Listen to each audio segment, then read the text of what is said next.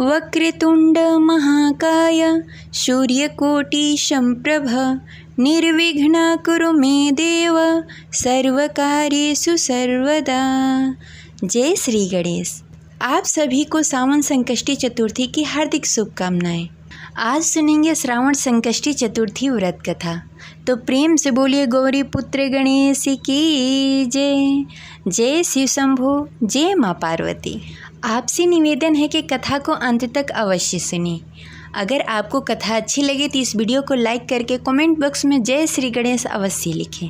अगर आप हमारे चैनल पर नए हैं तो इसे सब्सक्राइब करके बेल आइकन को दबाना ना भूलें।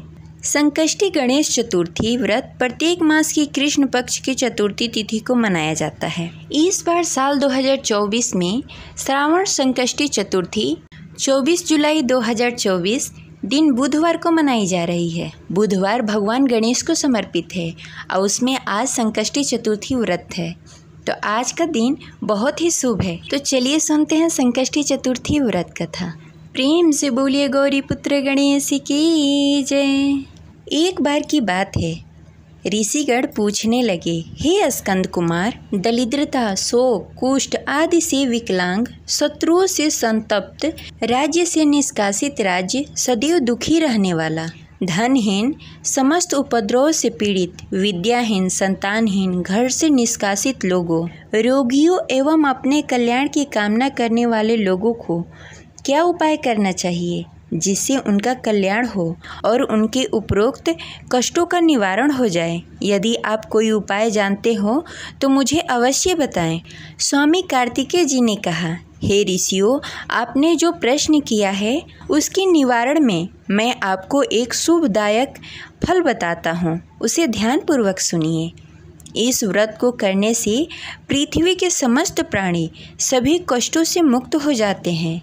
यह व्रत राज महापुण्यकारी एवं मानव को सभी कार्यों में सफलता प्रदान करने वाला है। विशेषता यह है कि यदि इस व्रत को महिलाएं करें तो उन्हें संतान एवं सौभाग्य की प्राप्ति होती है और उसकी वृद्धि भी होती है।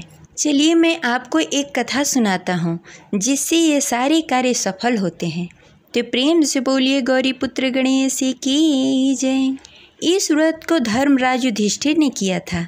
पूर्व काल में राज से विहीन होकर अपने भाइयों के साथ जब धर्मराज वन में चले गए थे तो उस वनवास काल में भगवान श्री कृष्ण ने उनसे कहा था। धर्मराज युधिष्ठिर ने भगवान श्री कृष्ण से अपने कष्टों को समनार्थ जो प्रश्न किया था उस कथा को आप श्रवण कीजिए। धर्मराज युधिष्ठिर पूछते हैं, हे पुरुषोत्तम, ऐसा कौन सा उपाय है जिससे हम वर्तमान संकटों से मुक्त हो सकें? हे गदाधर, आप सर्वज्ञ हैं। हम लोगों को आगे अब किसी प्रकार का कष्ट न भुगतना पड़े, ऐसा कोई उपाय बताएं। स्कंद कुमार जी कहते हैं कि जब धैर्यवान युधिष्ठिर विनम्र भाव से हाथ जोड़कर बारंबार अपने कष्टों का निवारण का उपाय पूछने लगे तो भगवान श्री कृष्ण ने कहा, हे राजन, संपूर्ण कामनाओं को पूर्ण करने वाला एक बहुत बड़ा गुप्त व्रत है। हे युधिष्ठिर, इस व्रत के संबंध में मैंने आज तक किसी को कुछ नहीं बताया, सो मैं आपसे कहता हूँ, ध्यानपूर्वक सुने। प्राचीन काल में सतयुग की बात है कि पर्वतराज हिमाचल की सुंदर कन्या पार्वती ने भगवान शंकर को पति रूप में प्राप्त करने के लिए गहन वन में जाकर कठोर तपस्या की, परंतु भगवान शिव प्रसन्न होकर प्रकट नहीं हुए। तब शैलतन्या पार्वती ने आदिकाल से विद्यमान गणेश जी का स्मरण किया। गणेश जी को उसी क्षण प्रकट देखकर पार्वती जी ने पूछा, मैंने कठोर, दुर्लभ एवं लोमहर्ष तपस्या की, किंतु अपने प्रिय भगवान शिव को प्राप्त न कर सकी। वह कष्ट निवारण दिव्य व्रत जिसे नारद जी ने कहा था, जो आपका ही व्रत है, उस प्राचीन व्रत के तत्व को आप मुझसे कहिए। पार्वती जी की बात सुनकर तत्काल ही सिद्धिदाता गणेश जी उस कष्टनाशक शुभदायक व्रत का प्रेम से वर्णन करने लगे। गणेश जी ने कहा, हे अचल सूते, अत्यंत पुण्यकारी एवं समस्त कष्टनाशक व्रत को कीजिए। इसके करने से आपकी सभी आकांक्षाएं पूर्ण होगी और जो व्यक्ति इस व्रत को करेंगे उन्हें भी सफलता मिलेगी। श्रावण मास की कृष्ण पक्ष की रात्रि में चंद्रोदय होने पर पूजन करना चाहिए। इस दिन मन में संकल्प करें कि जब चंद्र उदय नहीं होगा मैं निराहार रहूँगी। पहले गणेश जी का पूजन करूँगी तब भोजन करूँगी। मन में ऐसा निश्चय करना चाहिए। इसके बाद पानी में सफ़ेद तिल डालकर स्नान करें, मेरा पूजन करें तथा अपने सामर्थ्य के अनुसार सोना, चांदी, तांबा अर्थात मिट्टी के कलश में जल भरकर उस पर गणेश जी की प्रतिमा स्थापित करें।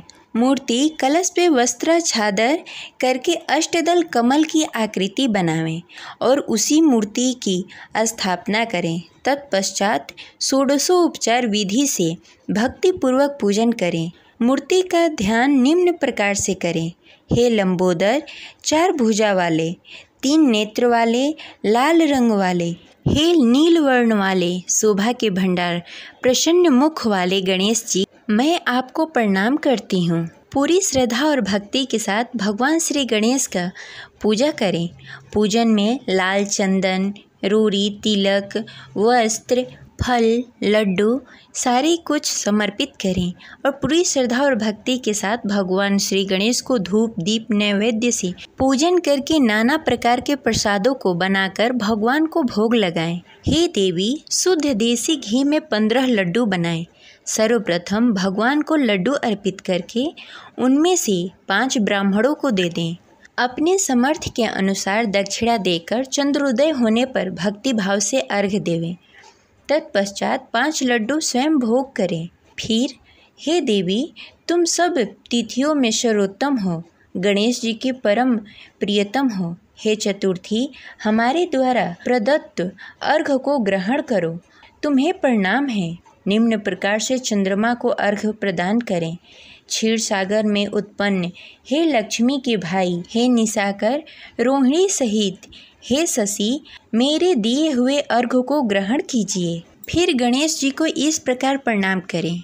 हे लंबोदर, आप संपूर्ण इच्छाओं को पूर्ण करने वाले हैं, आपको प्रणाम है।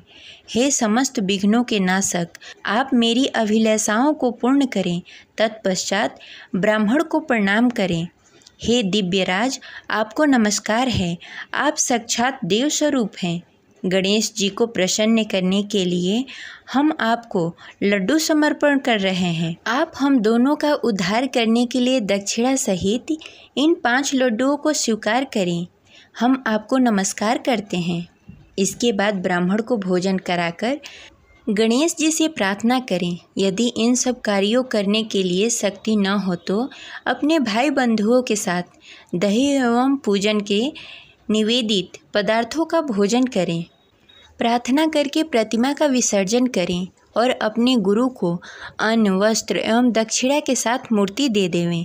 इस प्रकार विसर्जन करें। हे देवों में श्रेष्ठ गणेश जी, आप अपने स्थान पे प्रस्थान कीजिए एवं इस व्रत पूजा के फल को दीजिए। हे सुमुखी, इस प्रकार जीवन भर गणेश चतुर्थी का व्रत करना चाहिए। यदि जन्म भर न कर सके तो 21 वर्षों तक करें।